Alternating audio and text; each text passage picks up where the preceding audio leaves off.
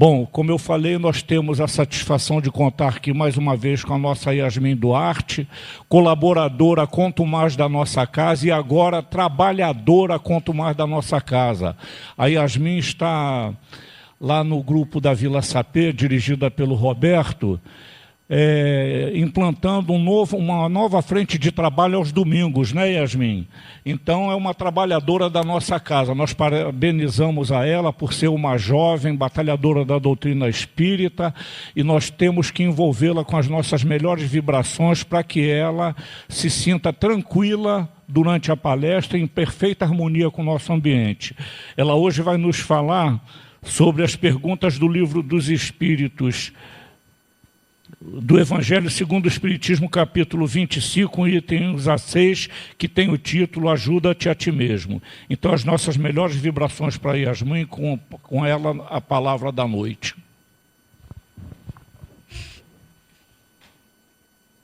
Oi, gente, boa noite.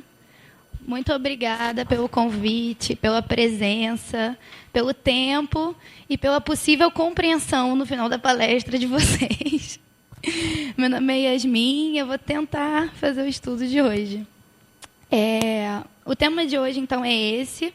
É do capítulo Buscai e Achareis, os 5 primeiros itens. E os 5 primeiros itens, eles falam sobre ajuda-te e o céu te ajudará. Esse tema, na verdade, ele é a representação da nossa lei do trabalho, que é uma lei que a gente encontra no Livro dos Espíritos e é uma das leis da natureza. E a lei do trabalho é uma filha da lei do progresso. Por isso que a gente vai começar a palestra falando sobre a lei do progresso, só para vocês entenderem que tem a ver com o tema e que eu não estou perdida. Então, falando sobre a lei do progresso, a gente tem 2 leis do progresso, na verdade. A gente tem a lei do progresso individual e a gente tem a lei do progresso coletivo. A lei do progresso individual fala como é criado, fala como nós somos criados, né? De onde a gente veio e como a gente se tornou esse princípio inteligente. Então, o princípio inteligente, ele antes de se formar homem, ele vem sendo criado e vem passando por todos os estágios da natureza. A primeira passagem dessa centelha divina é no reino mineral.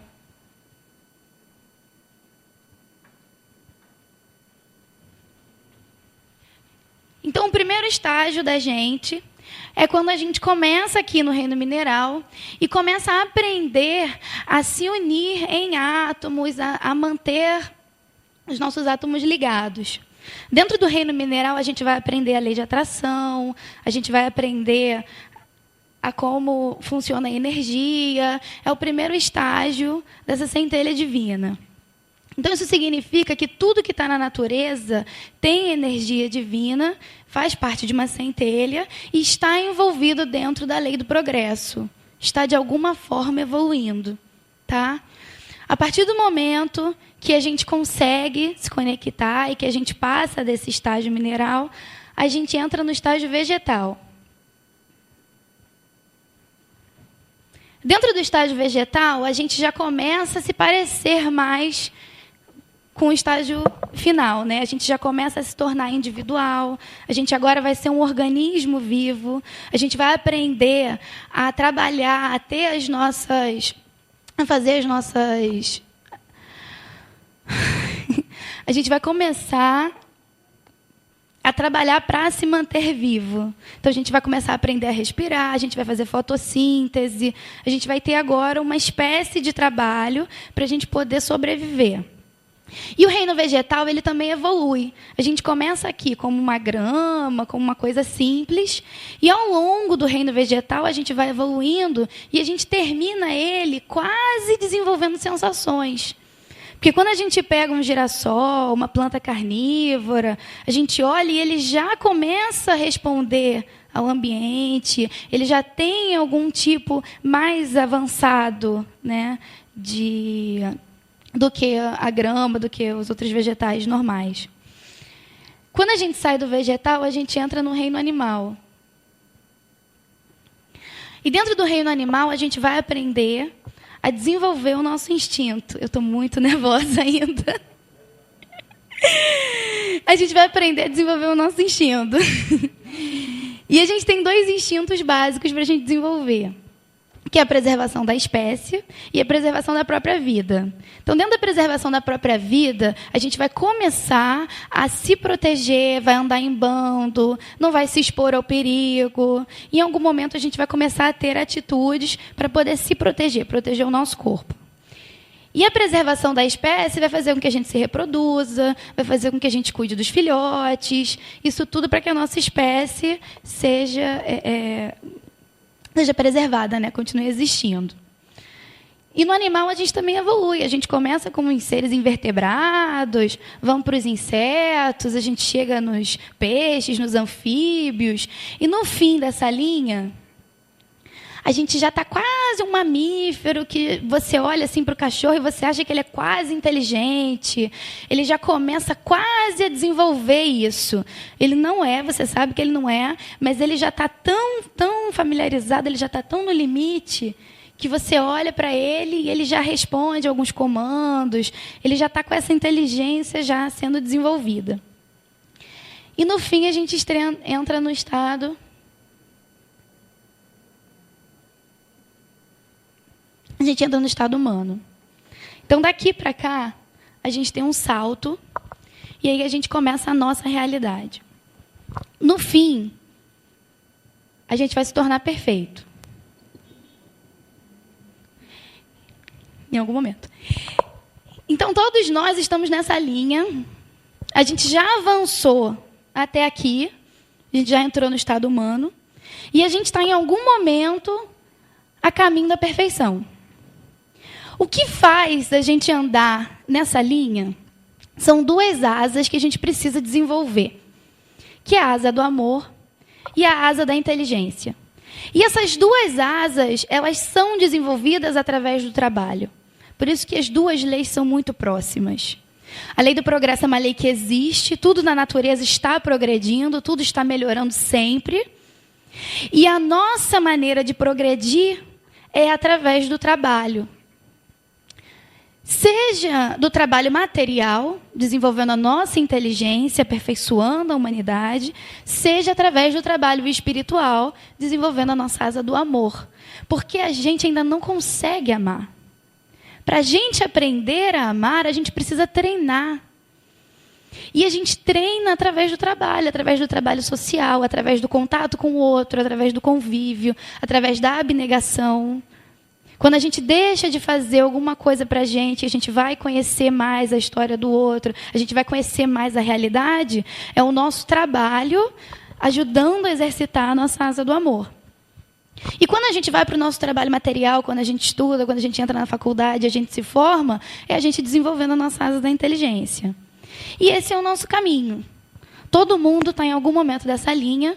Esse é o objetivo da nossa encarnação. Então, a gente vai encarnar quantas vezes forem necessários até que a gente chegue no final.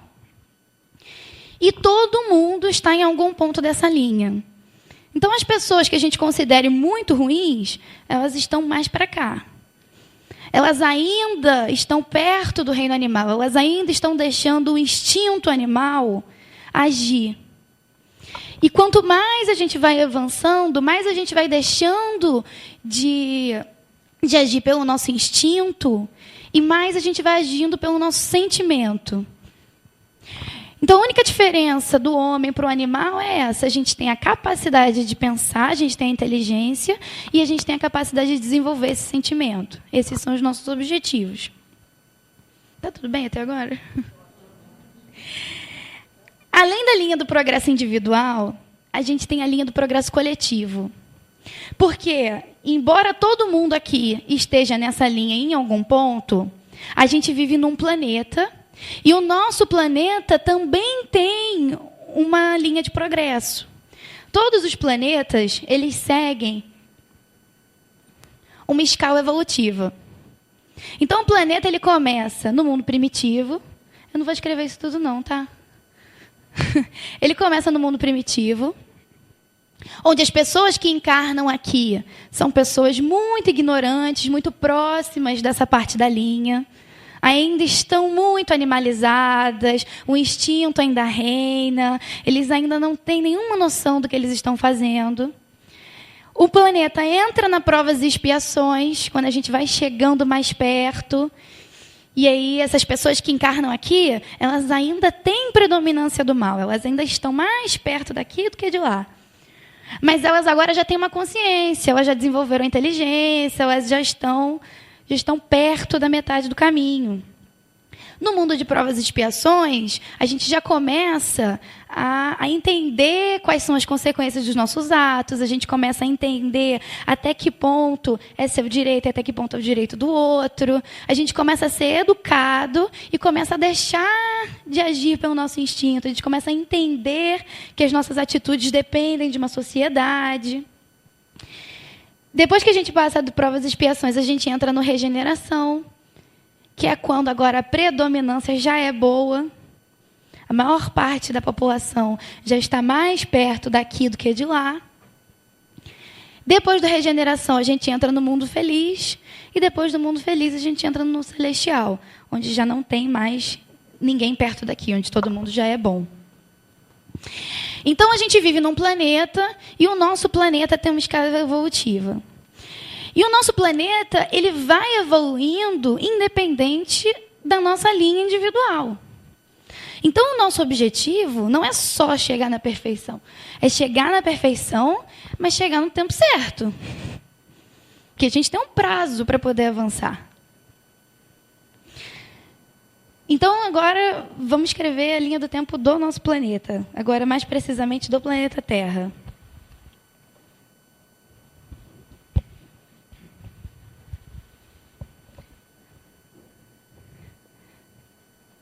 Na linha do tempo do planeta Terra, a gente começa a nossa história na Idade da Pedra. E todos nós estávamos aqui. Quer dizer, eu espero. Muito perto do início. A gente evoluiu um pouco, a gente evoluiu. E a gente entrou na Idade da Pedra Polida. Olha que legal. Agora a gente já tinha aprendido a domesticar os animais. A gente já tinha aprendido que a gente plantando a fruta nascia. Porque a primeira coisa que o ser humano quer, a primeira busca dele, é a busca por alimento. É saciar os nossos instintos. A partir do momento que a gente passa por essa busca, a partir do momento que a gente já aprendeu a domesticar os animais, que a gente já aprendeu que a gente plantando, a gente vai ter o alimento, a gente se estagna. A gente não tem ainda o conhecimento de que pode ter uma forma mais fácil. Então, a gente chegou nesse ponto, e foi o ponto onde todos os nossos instintos básicos estavam satisfeitos. Seguindo a linha do planeta Terra, é nesse momento que Deus organiza como vai funcionar, como a gente vai evoluir, porque Ele sempre está no comando, e Ele fala assim, olha, alguma coisa tem que acontecer para que eles comecem a evoluir de novo. Senão eles vão ficar parados durante muito tempo, até eles entenderem que tem formas mais fáceis. E aí, nesse momento, na nossa linha de evolução, Ele traz para a gente um povo que estava em outro lugar, num outro planeta. Esse planeta deles estava, nesse momento aqui, saindo de provas e expiações e entrando para a regeneração, e eles não estavam acompanhando. Embora o planeta estivesse progredindo, eles ainda estavam muito perto dessa linha do instinto. Então, o que Deus faz? Olha, vamos resolver. Vamos pegar essas pessoas que não estão acompanhando, que não vão poder ficar aqui, e vamos levar eles para lá, porque aqui eles vão ajudar muito. Eles já têm a inteligência desenvolvida. Eles já têm a noção de que tem uma forma mais fácil. Se a gente coloca eles aqui, eles vão dar um salto evolutivo. Vai ajudar todo mundo. E aí, nesse momento, a gente tem a chegada dos capelinos. A partir desse momento, a gente começa as grandes civilizações. A gente tem os egípcios, a gente tem os gregos. Pessoas que já tinham o conhecimento, que já tinham passado por isso e que vieram para cá porque ainda não tinham aprendido a amar, porque ainda não tinham se desenvolvido o sentimento suficiente para poder ficar no outro lugar. E aí eles chegam e eles colocam a lei do patriarcado. Porque eles trazem a tecnologia, eles trazem a inteligência, eles trazem para a gente a noção de que existe uma forma mais fácil, mas eles também trazem os vícios, eles também trazem o egoísmo, eles também trazem os problemas deles. Eles não eram bons, se eles fossem bons, eles ficavam. Então, eles trazem as guerras, eles trazem o egoísmo e eles trazem a lei do mais forte. A partir de agora, o mais forte vai ganhar, vamos começar a organizar os nossos exércitos, vamos começar a se proteger. E a gente começa essa lei, essa dialética, onde ou você é senhor ou você é escravo. E o que eles usavam para convencer as pessoas, que até então eram extremamente primitivas, a cooperar? Porque você vai lá e você comanda a cidade, beleza. Conseguiu, você tem poder bélico, você é mais inteligente, você dominou. E agora, como é que você vai convencer essas pessoas aqui, primitivas, que estão muito perto do reino animal, a trabalhar para que você não trabalhe, para que você não precise fazer? E foi aí que eles perceberam que a forma mais fácil de convencer as pessoas a fazer isso, a trabalhar, era através do medo. E principalmente através do medo do desconhecido. Então aqui começam várias religiões onde as pessoas usavam esses espíritos menos evoluídos para assustar e para fazer com que a população cooperasse. Então, todas essas religiões politeístas e todas essas religiões, tanto do Iraque, inclusive os gregos e os romanos, as pessoas tinham muito medo. Elas achavam que se elas não fossem lá, e que se elas não fizessem a oferenda, e que se elas não pagassem os tributos, iam acontecer coisas sérias, iam perder a colheita, a mulher dele ia morrer no parto. Então, eles começam, a religião aparece nessa parte aqui, mas ela aparece como objetivo de manobra para que essa população coopere com eles que estavam ali. E elas eram, inclusive, comandadas pelo plano espiritual. A gente tinha diversos espíritos que também vieram de Capela e que estavam aqui e que também usavam essa ignorância, né, da população para poder trazer esse medo e fazer com que eles cooperassem. Então, isso tudo vai acontecendo até aqui, mais ou menos. Os capelinos vieram, eles eram mais inteligentes, eles introduzem a religião, mas como um mecanismo para que a gente sinta medo e façam o que eles mandam, até que, nesse momento, vem Jesus. E Jesus vem, e ele vem trazer duas máximas muito importantes para a gente. Na verdade, quando a gente pensa em Jesus e a gente pensa na máxima mais importante que ele trouxe, a gente automaticamente pensa que a máxima mais importante é amar ao próximo como a si mesmo e amar a Deus sobre todas as coisas. Mas, na verdade, isso não foi trazido por Jesus, porque isso já estava escrito no Pentateuco Mosaico. Vários profetas vieram antes de Jesus preparar o terreno e falar sobre o amor, e falar sobre a caridade. Várias pessoas trouxeram isso antes. Na verdade, Jesus, foi o exemplo. Era o maior espírito que encarnou entre a gente e ele tinha um exemplo do amor de uma maneira muito viva, como a gente nunca tinha visto antes. Mas a principal máxima que Jesus vem trazer para a gente e o que muda a nossa história e faz a gente começar a contar a nossa história a partir do nascimento dele, são duas coisas. A primeira, que o reino dele não é desse mundo. Quando ele conta para a gente que o reino dele não é desse mundo, quando ele conta para a gente que a morte não existe, tudo isso aqui deixa de existir. Você não precisa mais ter medo, você não precisa mais obedecer ninguém em troca de coisas materiais. Porque a verdadeira vida não é essa. O reino de Jesus não é esse. Não é para aqui que você tem que acumular tesouro. Não é aqui que você vai ganhar a sua recompensa. Não é aqui que você tem que buscar. Então, tudo isso que a gente vinha perseguindo durante anos, para de fazer sentido. Porque a verdadeira vida não é essa. E, além disso, ele traz para a gente a segunda máxima, que é a paternidade divina. Ele é a primeira pessoa que vem dizer para a gente que Deus existe e que ele é pai. Ele não é esse Deus, ele não é o Deus do Antigo Testamento, ele não é o Deus vingativo, ele não é o Deus que manipula, ele não é o Deus com interesse. Ele é o Deus que é o nosso Pai. E que nos ama, e que nos perdoa. E nessa máxima e nesse capítulo, Jesus diz para a gente: qual dentre vós que o seu filho pede um pão e vocês entregam uma pedra? Qual dentre vós que seu filho pede um peixe e vocês dão uma serpente? Se vocês conseguem ser bons com seus filhos, que dirá Deus que é perfeito? Então ele deixa claro para a gente que Deus nos ama, a todos, e que Ele é o nosso Pai. E que Ele quer que a gente seja feliz, que Ele quer que a gente evolua, que Ele quer a gente bem. E quando a gente pega essas duas máximas e entende que Deus é Pai e que o reino dele não é nesse mundo, tudo que a gente vem buscando para de fazer sentido. E aí a gente começa a estudar Jesus, e aí muda a nossa história, e aí a gente começa a viver de uma outra forma. Mas ainda assim, a gente ainda vai evoluindo. Porque por mais que agora a gente tenha consciência, por mais que agora a gente tenha o conhecimento, a gente ainda está em algum lugar aqui, bem perto daqui.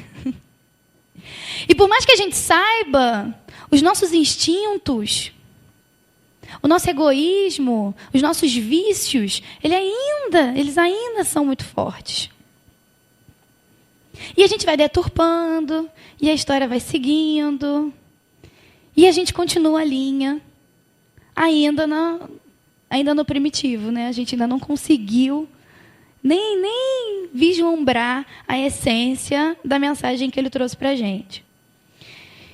E aí a história da humanidade vai seguindo, e Jesus vai comandando, porque ele é o governador do nosso planeta. Ele sabia que ele não seria entendido, tanto que ele promete um consolador prometido para relembrar tudo que ele havia dito. Então ele sabia que a gente ainda não estava no estágio para ouvir, para entender o que ele trouxe. E a gente vai seguindo na nossa linha do tempo. Aqui a gente entra na Idade Média, onde a gente deturpa de vez tudo que ele tinha trago. E aí, mais uma vez, o nosso planeta evolui. Porque o planeta, ele tem o tempo dele. E nós temos o nosso. Então, independente da nossa vontade de ficar estagnado, o planeta vai evoluir. E aí tem o fim da Idade Média, porque o planeta vai entrar em provas e expiações, ele vai sair do mundo primitivo. Mesmo que a gente tenha egoísmo, mesmo que a gente queira controlar o conhecimento, eu não vou deixar ninguém saber de nada, porque aí se ninguém souber, ninguém vai evoluir, se ninguém evoluir, o planeta fica. Não, o planeta não fica. A espiritualidade está no controle e ela vai dizer quando o planeta vai evoluir e o que vai acontecer. Então entra a Idade Média, sai a Idade Média, entra o Iluminismo. O conhecimento fica livre, porque as pessoas precisam desenvolver a asa do conhecimento, as pessoas precisam desenvolver a asa do amor. E quando a gente prende o conhecimento, e quando a gente prende principalmente o conhecimento da vida de Jesus, a gente não está deixando a humanidade evoluir. E aí a gente entra no Provas e Expiações. E no Provas e Expiações, a gente começa a ter que evoluir muito mais rápido, porque a gente perdeu muito tempo aqui nesse meio. E aí os espíritos se juntam, começam a organizar como a gente vai receber a tecnologia, como a gente vai receber os avanços, porque tudo que vai chegar para a gente tem uma reunião no plano espiritual. A espiritualidade decide quem vai trazer. Normalmente eles escolhem mais 5, 6 pessoas para cada invenção, porque nós temos o nosso livre-arbítrio. Por mais que a gente combine no plano espiritual que a gente vai vir e a gente vai inventar tal coisa, a gente pode se perder. Muita coisa pode acontecer. Então, eles já combinam umas 5, 6 pessoas para que uma delas faça e o acontecimento aconteça, né? E a invenção venha. E aí a espiritualidade sentou e resolveu quem ia trazer a prensa, para a gente poder divulgar a informação, quem ia fazer com que a Bíblia fosse traduzida em vários idiomas, quem iam trazer as máquinas da Revolução Industrial, e a gente começa com todo esse aperfeiçoamento e com toda essa evolução, tanto científica quanto moral. porque, no fundo, o mundo está evoluindo muito rápido. Tanto cientificamente quanto espiritualmente. Cada vez mais a gente começa a se voltar mais para isso. Se voltar mais para essa necessidade. E agora, a gente já está aqui. A gente passou por muita coisa, a gente evoluiu muito. E agora a gente está mais uma vez nesse ponto onde o planeta vai evoluir e a gente precisa acompanhar. E dessa vez a gente precisa entender de uma vez por todas que a gente não vai conseguir parar com isso e que é muito importante que a gente esteja no estágio certo para poder se manter. A gente está passando pelo mesmo ponto que os capelinos estavam quando foram retirados. Por que os capelinos foram retirados? Porque existe uma incompatibilidade fluídica. Chega um ponto em que o planeta vai evoluir e quem não está vibrando naquela sintonia não vai conseguir encarnar. E mesmo que encarne, não vai conseguir conviver. Por quê? A tecnologia avança tanto que daqui a um tempo a gente já não vai ter mais, por exemplo, os trabalhos braçais. Então, quem não quiser estudar, quem não quiser melhorar, quem não quiser trabalhar, ela não vai ter o que fazer. Cada vez mais a gente vê os robôs substituindo a força de trabalho. E isso é o futuro. Esses empregos mais braçais, que não usam a inteligência, eles vão ser substituídos. As máquinas vão vir.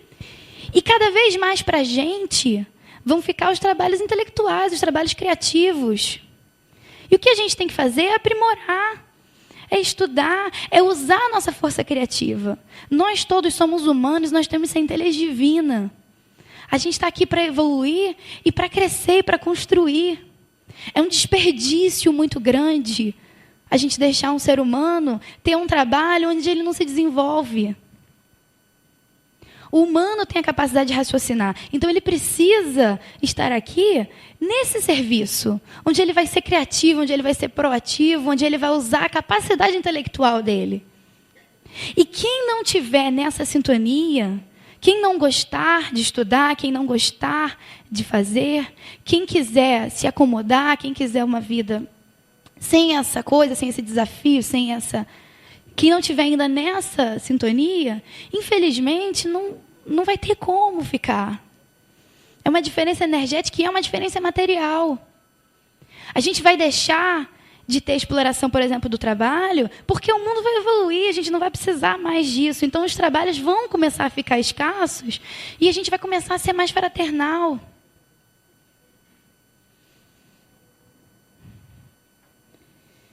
Eu me perdi completamente.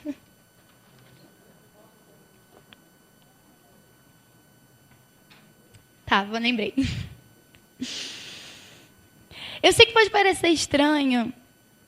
E eu sei que muita gente vai falar assim, mas ninguém gosta de fazer trabalho pesado. Todo mundo quer ter a oportunidade de fazer um trabalho intelectual. Todo mundo quer ter a oportunidade de fazer um trabalho criativo. A gente faz porque a gente tem necessidade. Realmente, quem faz porque tem necessidade vai continuar e vai evoluir como todo mundo. Mas muita gente realmente não gosta de estudar. A gente tem um exemplo que está acontecendo ultimamente no mundo e que eu trouxe para poder exemplificar essa parte da palestra. Eu não sei se vocês viram, mas a França sofreu com vários ataques terroristas.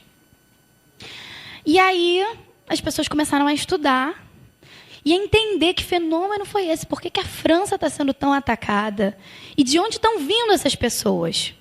Muita gente levantou a bandeira de porque tem muitos imigrantes, porque é muito fácil ganhar cidadania francesa. Mas, além disso, um grupo de sociólogos sentou para estudar o perfil das pessoas que eram francesas e que se alistaram ao Estado Islâmico e que participaram do ataque terrorista. E no fim do estudo, ele levantando o perfil de cada pessoa individualmente, ele chegou a uma conclusão. Na França, se você não tem um diploma, se você não estuda, você não tem reconhecimento. Você é excluído e você não se sente bem em viver na sociedade. Esses franceses só tinham uma coisa em comum: nenhum deles gostava de estudar. Eles não gostavam de estudar, eles não conseguiam evoluir, eles ficavam para trás, se sentiam excluídos e, para ter uma saída fácil, se alistavam. O Estado Islâmico não exigia nada, dava a eles um salário, dava a eles uma série de benefícios, e aí eles entraram. Então você pega um espírito que você vê que tem dificuldade no estudo, você faz ele encarnar na França com o objetivo de desenvolver essa capacidade dele. Você fala assim, não, olha, agora você vai estudar, você vai se desenvolver, porque na França todo mundo estuda. Então, o meio vai te fazer superar.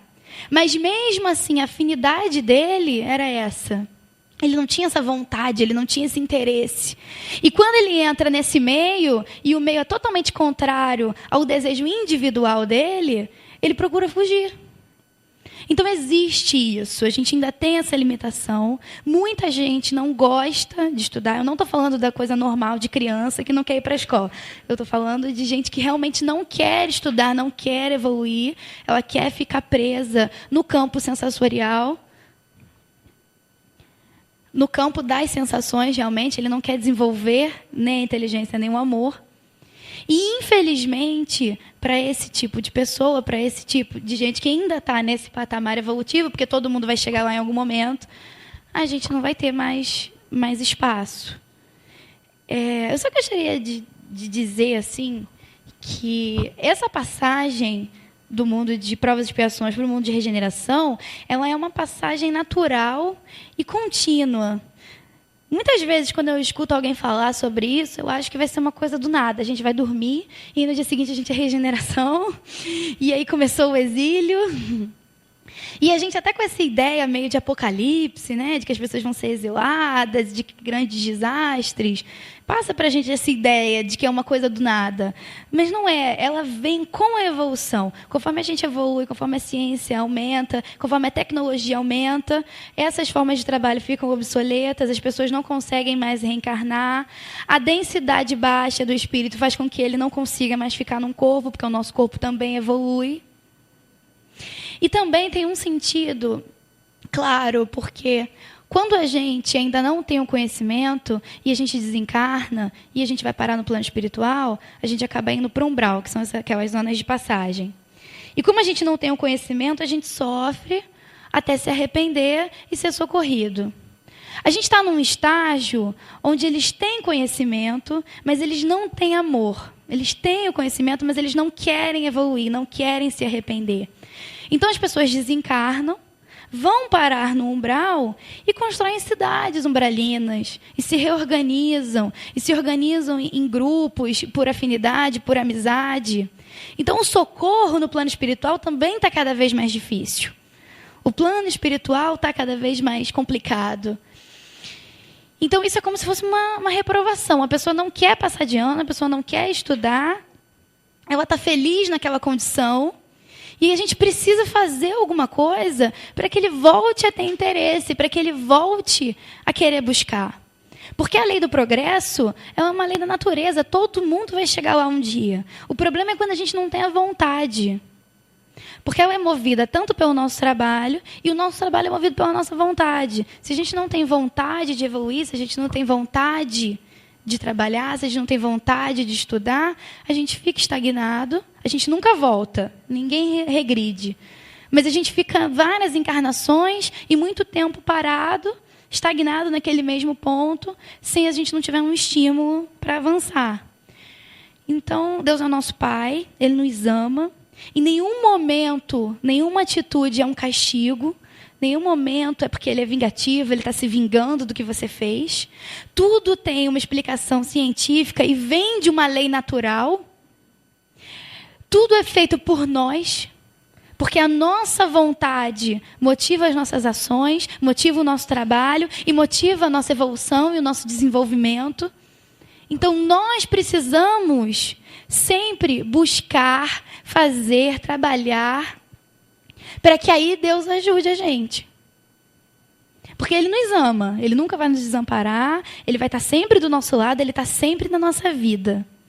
Mas para a gente evoluir, para a gente ficar, para as coisas funcionarem, a gente precisa ser proativo, a gente precisa dar nossa vontade, acima de tudo.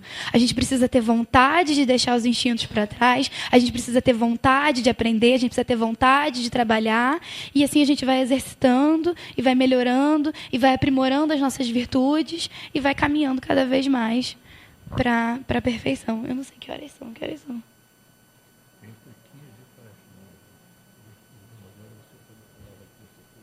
Tá, que horas são? Agora.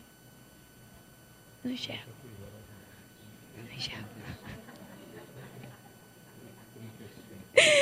Eu não enxergo, gente. Eu uso óculos. Então tá bom, vamos falar mais coisas.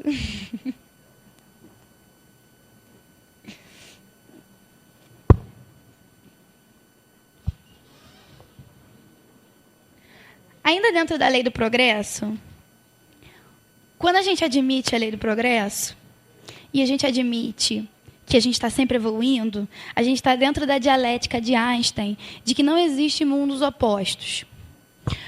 Einstein dizia que não existe a luz e a escuridão. Existe a luz. E existe a falta da luz. Porque se a escuridão existisse, a gente conseguiria deixar a escuridão mais escura, a gente conseguiria medir a intensidade da escuridão, e a gente não consegue. Então existe a luz, que você consegue medir, que você consegue regular, e existe a ausência total de luz, que é o que a gente chama de escuridão. Mas, na verdade, não são opostos. Assim como existe o calor, e não existe o frio, existe a ausência total de calor. Você consegue abaixar a temperatura até o mínimo que a gente conseguiu no planeta, em Kelvin, mas não existe mais do que isso.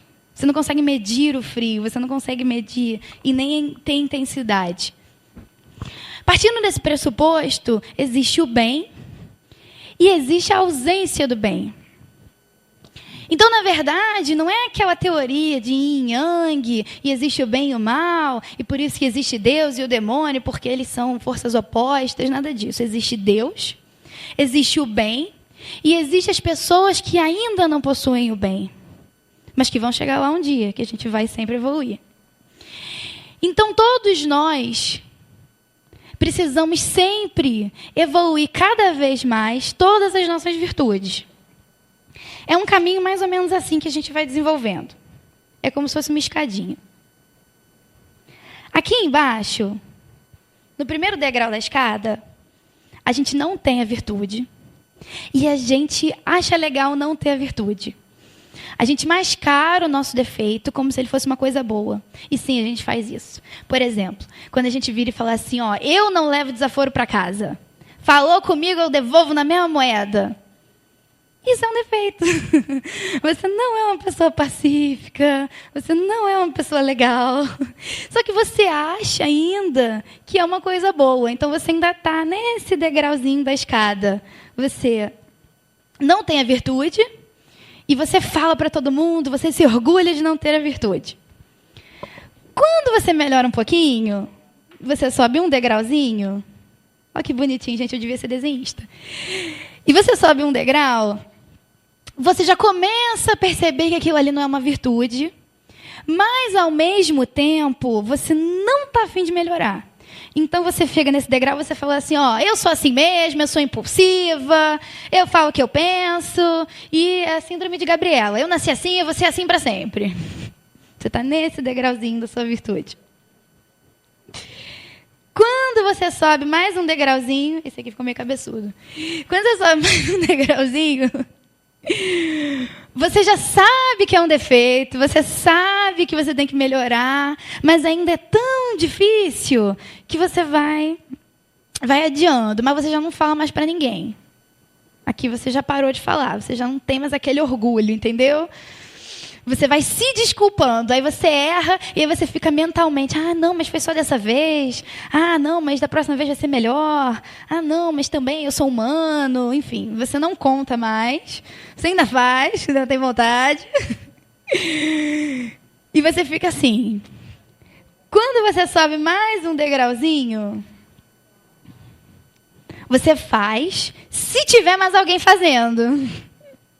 É aquela coisa, se todo mundo estiver fazendo certo, você também faz o certo. Mas se tiver uma pessoa fazendo errado, você está com ela.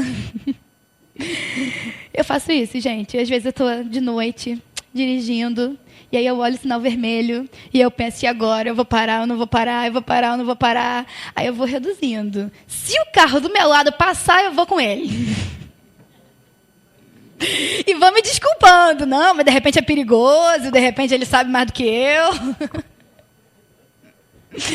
Então a gente sabe que é errado, a gente não quer fazer errado, mas a gente espera para ver como é que está o meio, né? Se o meio vai julgar a gente, em que estado tá as pessoas do nosso lado. Dependendo disso, a gente molda as nossas atitudes. Nesse degrau aqui, a gente ainda faz, a escada ainda é maior. A gente ainda faz. Mas aí, depois que a gente faz, a gente vai lá e se arrepende.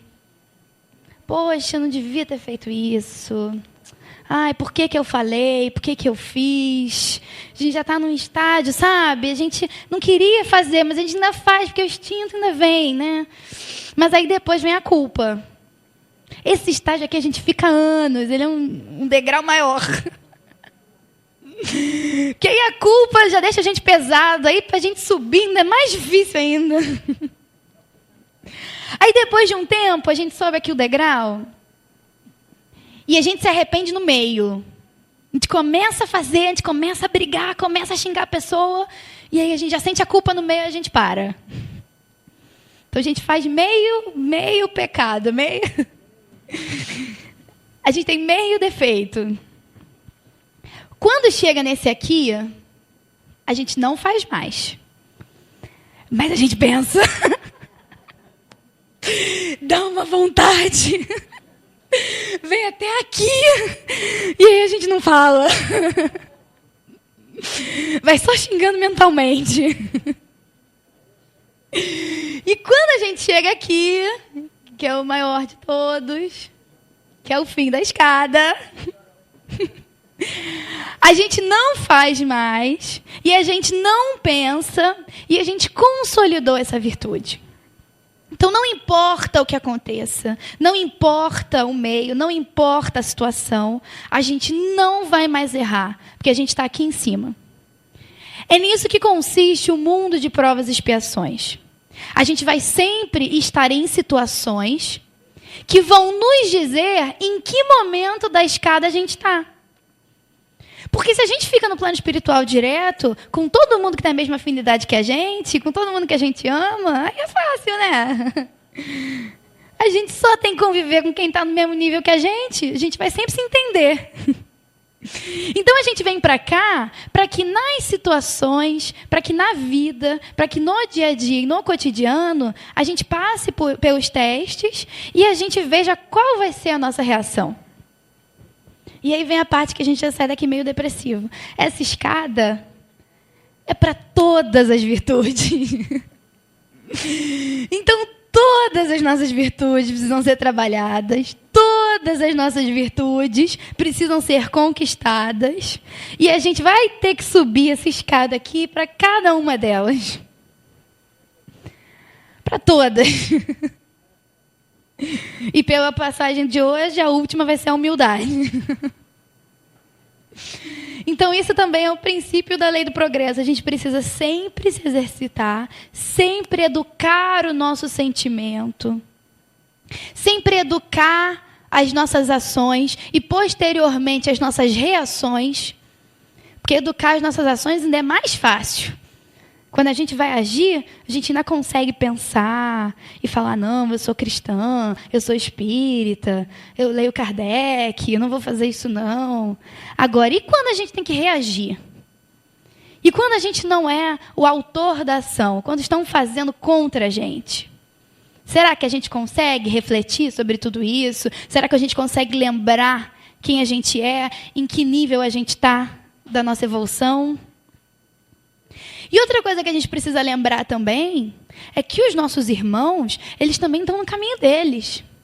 E que a gente não sabe em que ponto dessa linha eles estão.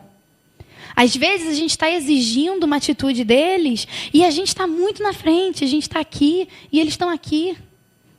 E aquela atitude para eles que ainda estão próximos do reino animal, é aceitável. Mas para a gente que está aqui, já não é. Então, esse não julgueis para não serem julgados, e todas essas coisas que a gente precisa trazer para o nosso dia a dia, é por isso. A gente não sabe a trajetória espiritual de ninguém. Fazendo uma conta rápida, a gente tem 7 espíritos desencarnados para cada encarnado vivo. Então, para cada um que encarnou, 7 pessoas deixaram de encarnar. Já começa a pressão por aí, né? Agora, isso hoje, que a taxa de natalidade vai sempre aumentando. Vamos pensar que na época de Jesus tem mais ou menos, sei lá, menos de 1 bilhão encarnado. 700 mil encarnados. A gente só habitava metade do planeta, então tinha bem menos. Então eram 15 desencarnados. Eu sou horrível em matemática, olha que eu faço economia. Mas vamos pensar que seriam 15 desencarnados para cada pessoa que encarnou. Como é que a gente vai escolher quem vai encarnar quando a gente tem um vestibular desse? De 15 para 1. É fácil.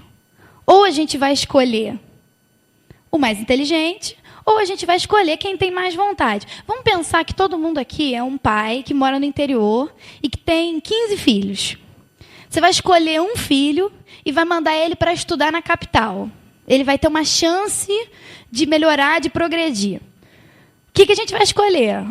Ou eu vou escolher o meu filho mais inteligente, que é quem eu acho que tem mais condição de melhorar, ou eu vou escolher o meu filho que quer mais, que tem mais vontade. E Deus age dessa forma.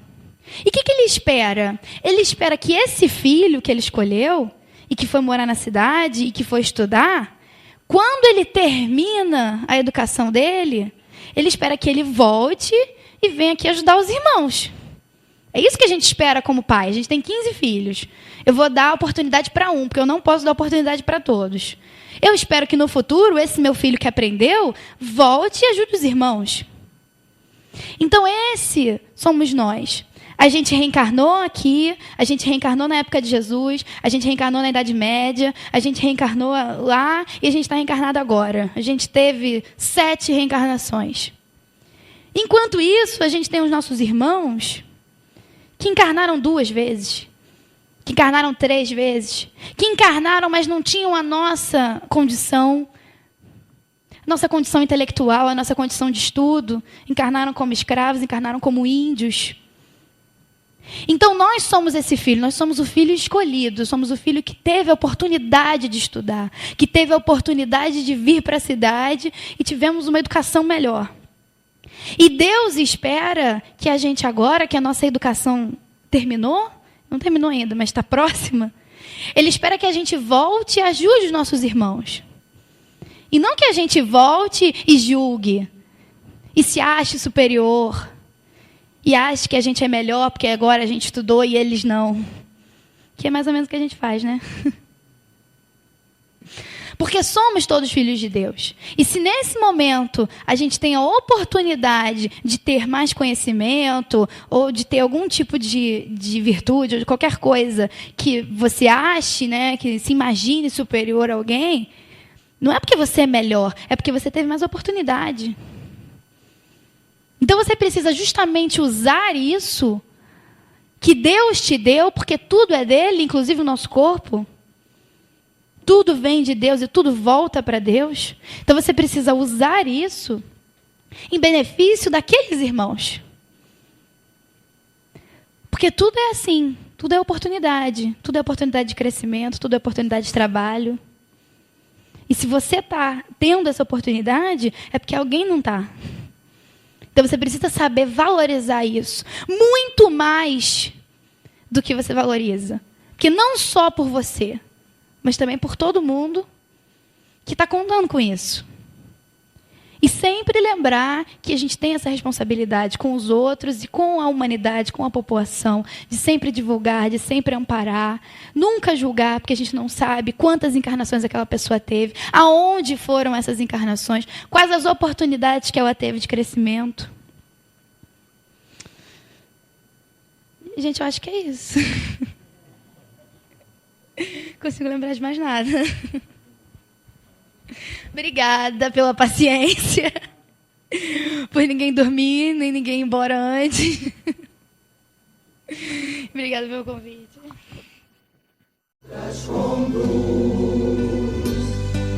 Nesta jornada, pelos caminhos da luz, que ele deu-lhe pedis, apóstolo do